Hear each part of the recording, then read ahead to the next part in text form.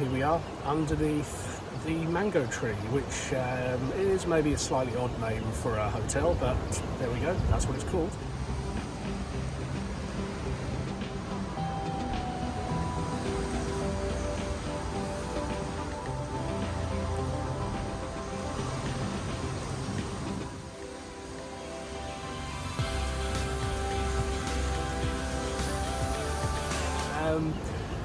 It's part of a chain, Italian-owned, I believe. They've got hotels around the world in some big cities. This is their Sri Lankan one, and I think they've done really well.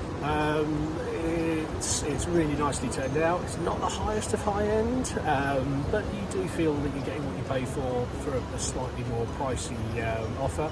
I think where a lot of the investment has gone, apart from the actual buildings and the grounds and the location with this fantastic private beach behind us, is the staff. I mean, they are great people, and I mean, Sri Lanka's full of great people, don't get me wrong. But yeah, I don't know, there's just something here which tells me that some money's been put into some training and some staff development. So yeah, there's a lot of people around, which is kind of one of the things you pay for when you're paying a slightly higher price for a hotel. They're all busy, they're all keeping themselves to themselves though.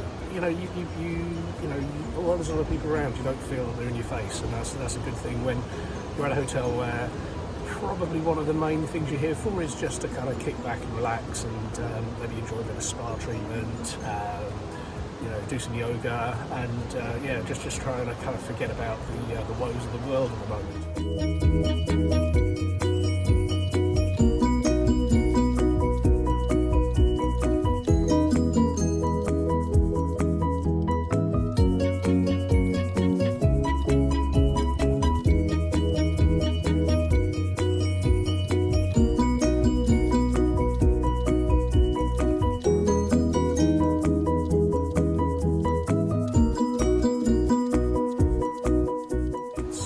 It's a quietish spot along the south coast of Sri Lanka. You've got a couple of busy towns just up that way, maybe sort of 20-30 minutes drive away. There is somewhere next door which does seem to have a bit of a party thing going on most nights, and there's been a few grumbles I've seen on review sites about it, but to be honest, it's no louder than the crash of the waves you can hear behind me, and you shut your room at night, you turn on the aircon, and I think unless you have the lightest of light sleepers, that's not going to be a problem. Mentioned the beach, it's a doozy, it's very quiet, it's very isolated, more of a surfing beach than a swimming beach. There's some strong currents down there, but there's always a lifeguard on duty, I think, and if you want to borrow a boogie board, get out there in the waves, safe as houses. And as you can see, there's a great little break going on. Sand down there is a bit kind of black at the top, red in the middle, golden at the bottom, lovely patterns as a result. If you don't like the black stuff, then just drag your bed down into the golden sand, half tide or low tide, and you're off and away. Lots of shelter, even though it's kind of south facing.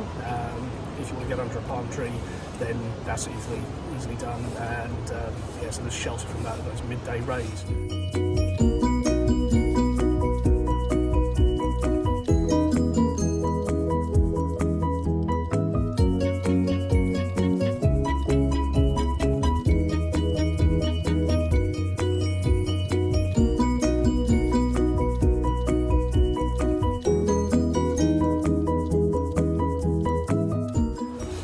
Up here at the hotel itself,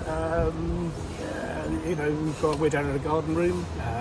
That is absolutely fine, not a problem. Interesting little layout of the rooms, great aircon, view onto a few palm trees at the back of the resort, not a problem. We're only really in there when it's dark anyway, apart from first thing in the morning when we're up and about and enjoying this view for breakfast. If you really want to splash out and get yourself an ocean view room, there's a couple at the top over here, which I have to say, I'd probably be really jealous if I did go in there to see their view, and I might be tempted to stay more in the room than I do in ours. But that's a budget thing, and it's entirely up to you. Food really good, quite a varied menu, changes every day. Different breakfasts, different specials in the evenings, and There's a good selection of drinks. It's more expensive again than you're going to pay in other places. I mean, the last place we were in, I think our total food and drink bill for 3 days, exclusively eating and drinking at the resort, was about 100 quid, 110 quid, something like that. I have a feeling this is going to be a little bit more. It's slightly more European prices, but again, you know, you get what you pay for, and it's not a big deal if you're only here for a few days. The rest of it, there's a tailor, which again, not unusual in better quality hotels around here. Fingers crossed they're a good one, because I've just ordered a couple of shirts and a pair of trousers. Gonna have to drive back from the next place we're going to pick them up. It's Easter at the moment, so the tailor's taking a day or two off. But it's a really good operation. There's a room in the main block which just goes on and on and on with loads of different fabrics. Tend to focus more on women's stuff, but if you want your men's shirts in a nice linen, they've got some good stuff in there. I think that's pretty much it. It's a good quality, high mid-end hotel. Great spot on the coast, and I'd say get yourself a few days here, a few nights here, and you're not going to regret it.